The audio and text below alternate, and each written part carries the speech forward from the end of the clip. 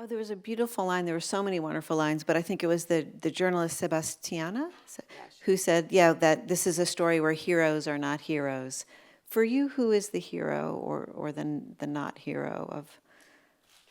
I mean, I think that's why I was so interested in this story is that I don't, it was seeing how soldiers have to see, like, it's black and white thinking, it's good guys and bad guys. I don't see the world in that through that lens. So I don't know that I look at anybody in this film as heroic or not. I think that there's honestly, a lot of trauma, a lot of pain. These are people that, for Cleaver, Cleaver's doing 22 years in a country that he never wanted to come to. And I have an ongoing, friendship with him. I visit him in prison. I've been visiting him in prison now for 3 years. I'm the only person that has seen him.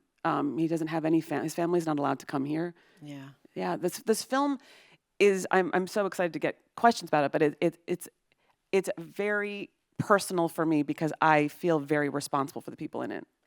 And so when you made it does feel very intimate and very personal. Who is your broad audience when you're thinking, I want this story to go out to broadly? And then who is your audience of one? Like if there was one person who could watch this film? I would say that at the beginning of this, I didn't know what it was going to be, but in sort of trying to understand Jordan as best I could, like I really wanted to understand the military experience, especially being a woman. Like it was just so foreign to me.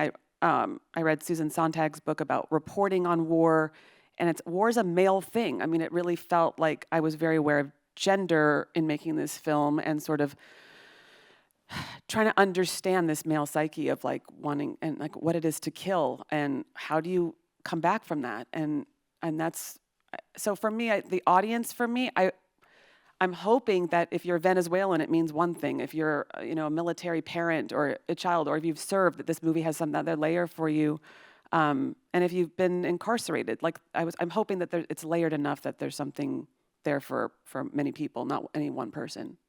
There was an interesting, just very quickly, Jordan said that the motto of Special Forces is free the oppressed, which I thought was so interesting because on the one hand he's trying to free the Venezuelans, but he's clearly, it's his own demons and he's oppressed. Yeah. So I thought that the psychological layers I was watching it again for the first time at about an hour and a half into it, all of a sudden you took a very sharp turn deep into his psychology. And how did you decide to do that, to withhold all of that? For me, it was the most important part of it. I'm not necessarily a journalist. I think of myself more as an anthropologist or sort of wanting to understand a greater truth. Almost like the new journalism way of approaching things of, there's the facts and the verifiable things, and then there's sort of like the human side of it. And I really wanted to know why you're willing to die for something, the kind of person that when a building's on fire, everybody runs, but there's that kind of person that runs towards the fire. And it was what you see on screen is part of the story. I had a lot of conversations with the woman that transitioned Jordan out of special forces into civilian society. That's all her dedication in her life is to that very challenging way of having to hang up your guns, which for Jordan, he clearly couldn't do. Is there anybody who has watched the film? Like JJ, we got a lot of laughs out of him. He was the guy in Miami with all the ninja, right? And he said, I have a very low tolerance for bullshit. He seemed like a great bullshit artist himself. But has he seen the film? Yeah. And apparently, I didn't go to the Miami screening, but he went and walked the red carpet and took pictures. So, that's what I'm saying to you. Every single person in this film is leaving it, I think, feeling like they had their version of events told.